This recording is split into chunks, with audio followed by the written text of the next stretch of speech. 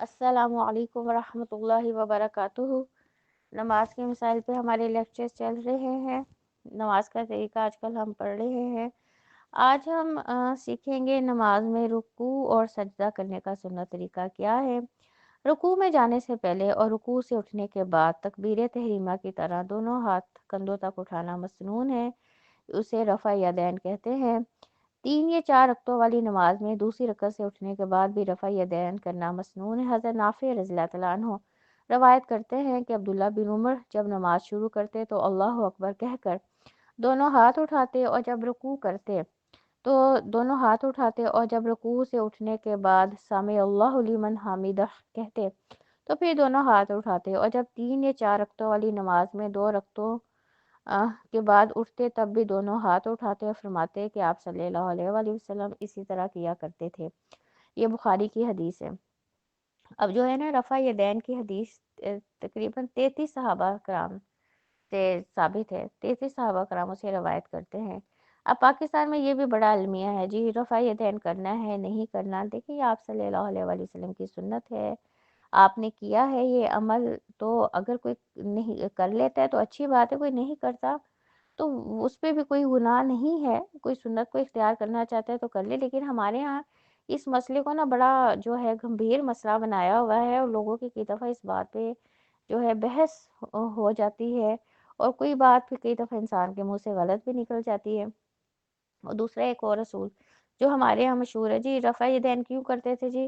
اس time کے جو لوگ تھے وہ بغلوں میں بت رکھ لیتے تھے، تو رفع یدین اس لیے رکھا گیا کہ وہ نیچے گر جائیں، اور یہ خود ساختہ بات بھی ہمارے ہاں جو ہے بنائی ہوئی ہے۔ میری بات سنیں، رفع یدین نہیں بھی کرتے، جب اللہ اکبر کہہ کے ہاتھ اٹھاتے ہیں تو اگر کوئی چیز ہوگی تو وہ تو اس ٹائم بھی گر سکتی تھی، پھر رکوع میں جانا ہے، سجدے میں جانا ہے، کھڑے ہونا ہے، تو اس لیے جو ہے یہ باتیں تو خود ساختہ ہم لوگوں نے بنائی ہے۔ البتہ آپ صلی اللہ علیہ وسلم کی سنت ہے، یہ بخاری کی حدیث میں نے آپ کو بتا دی ہے، تو اس لیے جو ہے ہمیں بھی رفع یدین کی سنت کو نماز میں اپنانا چاہیے۔ رکوع و سجدے کی کافی زیادہ تسبیحات ہیں، ان میں سے 2 یہ ہیں۔ حضرت حذیفہ بن یمان سے روایت ہے کہ انہوں نے آپ صلی اللہ علیہ وآلہ وسلم کو رکوع میں سبحان ربی العظیم، میرا عظیم رب پاک ہے، 3 مرتبہ کہتے ہوئے سنا، اور سجدے میں سبحان ربی العالی، میرا رب بلند و پاک ہے، 3 مرتبہ کہتے ہوئے سنا۔ یہ جو ہے ابن ماجہ کی حدیث ہے، تو یہ آپ طاق پڑھ سکتے ہیں، 3 دفعہ پڑھ لیں، 5 دفعہ پڑھ لیں، 7 دفعہ پڑھ لیں، یہ آپ کی اپنی طاقت ہے، لیکن پڑھنا طاق دفعہ ہے جب بھی آپ نے یہ تسبیح رکوع میں پڑھنی ہے یا سجدے میں۔ اس کے علاوہ اور بھی کافی تسبیحات ہیں جو آپ رکوع اور سجدے میں پڑھ سکتے ہیں۔ اسی طرح مسلم کی حدیث ہے، حضرت عائشہ رضی اللہ تعالیٰ عنہا سے روایت ہے کہ آپ صلی اللہ علیہ وآلہ وسلم اپنے رکوع اور سجدے میں یہ تسبیح بھی کیا کرتے تھے، سبوح قدوس رب الملائکۃ والروح۔ تو اب یہ تسبیح اگر کوئی کرنا چاہتا ہے تو یہ بھی کر سکتا ہے، رکوع میں بھی کر سکتا ہے، سجدے میں بھی کر سکتا ہے۔ رکوع میں دونوں ہاتھ مضبوطی سے گھٹنوں پہ رکھنے چاہیے، رکوع میں دونوں بازو پھیلانے چاہیے۔ حضرت ابو حمید رضی اللہ تعالیٰ عنہ صحابی کہتے ہیں جب آپ صلی اللہ علیہ وآلہ وسلم رکوع کرتے تو اپنے ہاتھوں سے گھٹنے مضبوط پکڑ لیتے، یہ بخاری کی حدیث ہے۔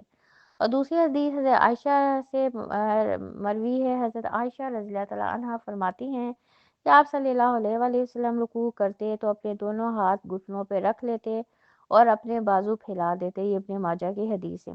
تو اس لیے جب ہم نے رکوع کرنا ہے تو پراپر رکوع کرنا ہے، تاکہ رکوع جب کرنا ہے تو جھکنا بھی پراپر ہے، جیسے کوئی چیز بینڈ ہوتی ہے نا اس طرح۔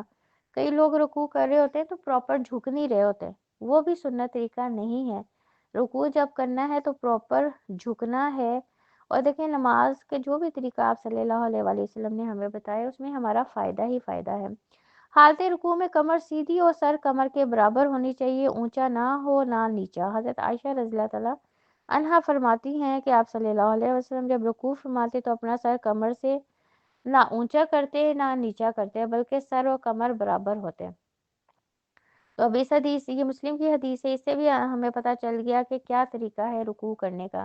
رکوع و سجود اطمینان سے نہ کرنے والا نماز کا چور ہے۔ حضرت ابو قتادہ رضی اللہ تعالیٰ عنہ کہتے ہیں آپ صلی اللہ علیہ وسلم نے فرمایا बदतरीन चोर नमाज का चोर है। लोगों ने पूछा, या रसूलुल्लाह सल्लल्लाहु अलैहि वसल्लम, नमाज की चोरी कैसे?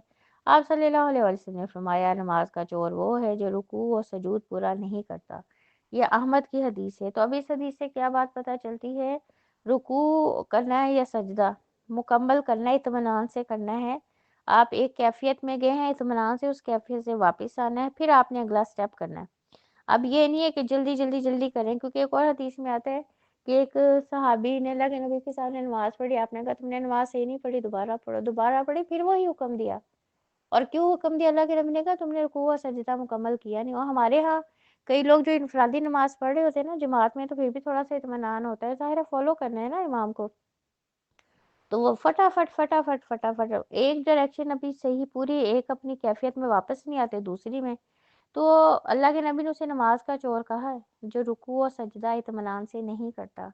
और वही असूल पीछे बताया था, पहली रकत लंबी है, अगर पहली रकत में आपने फ़र्ज़ करे रुकू और सजदे की दुआ 5-5 दफ़ा या 7-7 दफ़ा की है, तो दूसरी पहली दफ़ा फ़र्ज़ करें 7 दफ़ा की है, दूसरी रकत में 5 दफ़ा, कि पहली में निस्बतन ज़्यादा रुकू और सजदे की दुआ जो है हमें करनी चाहिए, और दूसरी में निस्बतन उससे कम।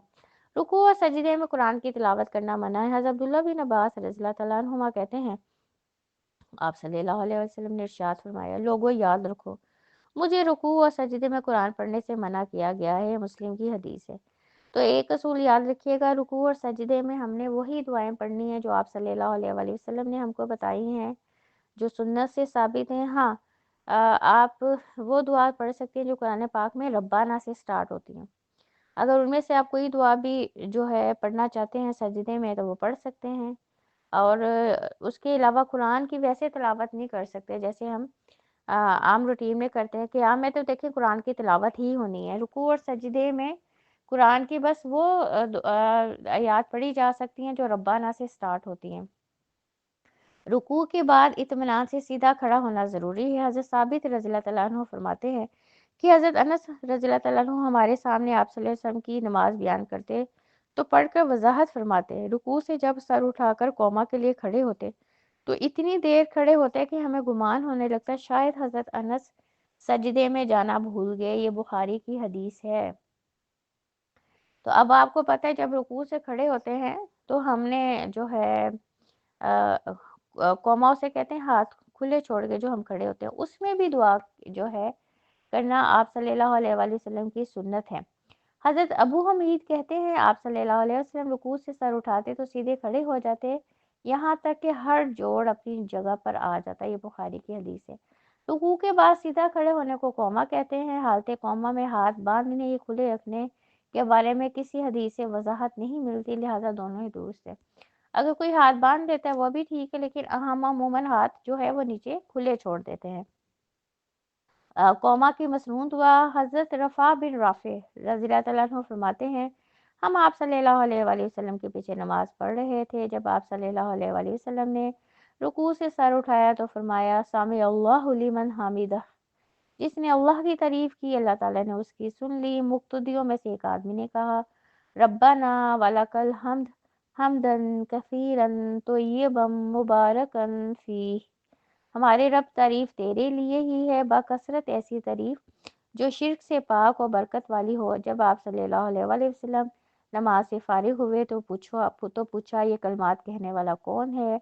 उस शख्स ने अर्ज़ किया, मैं था। आप सल्लल्लाहु अलैहि वसल्लम ने फरमाया, मैंने 30 से ज़्यादा फरिश्तों को इन कलमात का सवाब लिखने में सबकत हासिल करते देखा। ये बुखारी की हदीस है।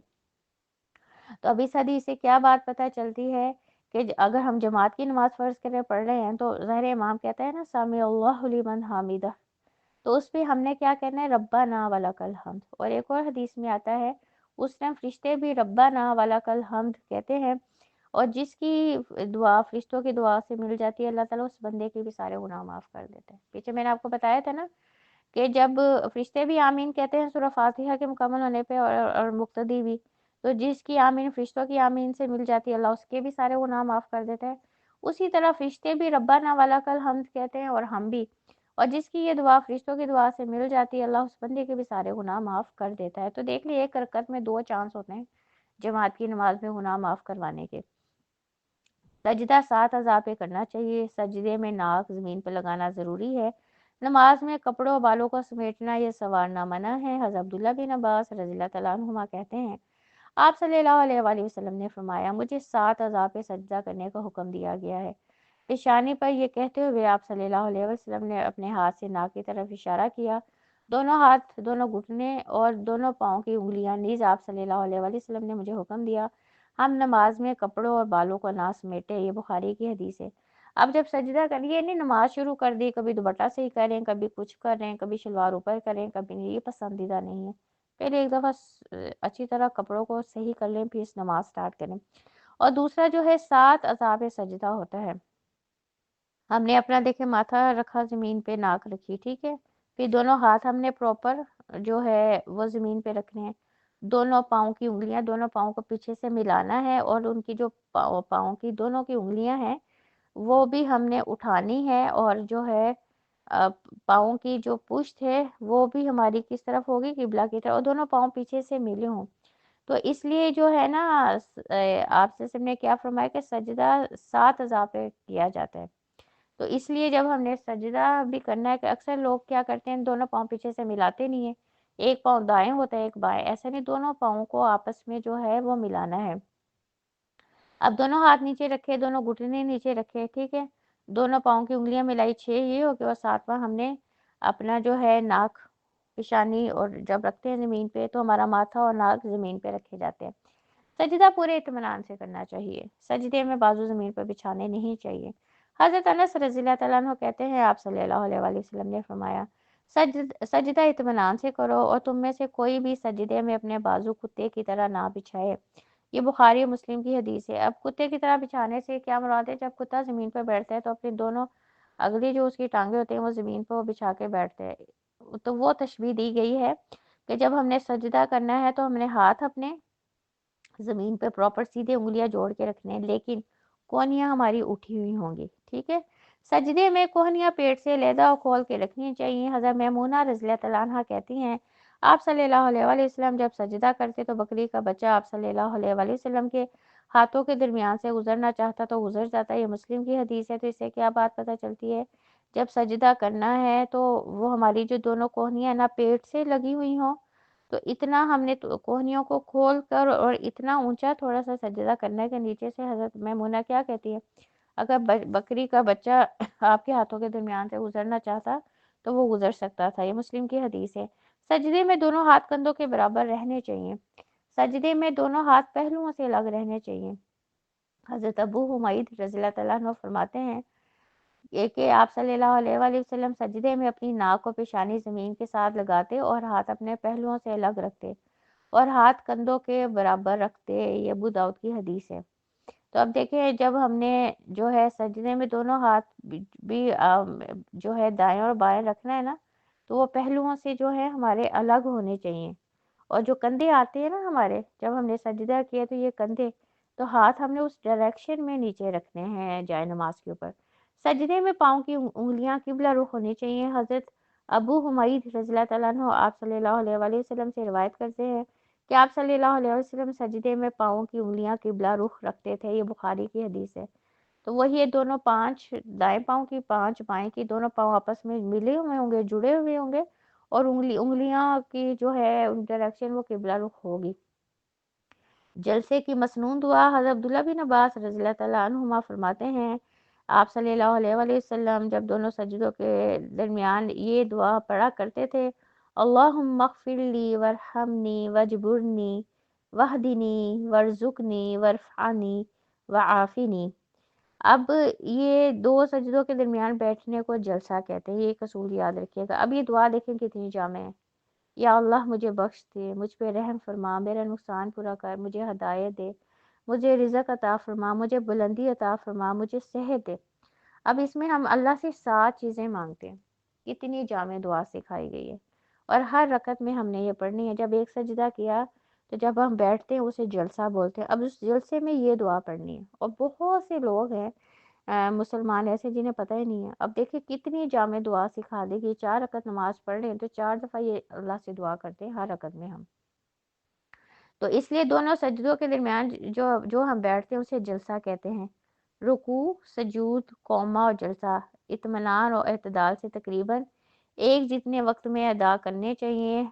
حضرت بارہ رضی اللہ تعالیٰ عنہ فرماتے ہیں آپ صلی اللہ علیہ وآلہ وسلم کا رکوع سجدہ قوما دونوں سجدوں کا درمیانی قاعدہ تقریباً برابر ہوتے، یہ بخاری کی حدیث ہے۔ تو اب اس بات سے کیا بات پتہ چلتی ہے؟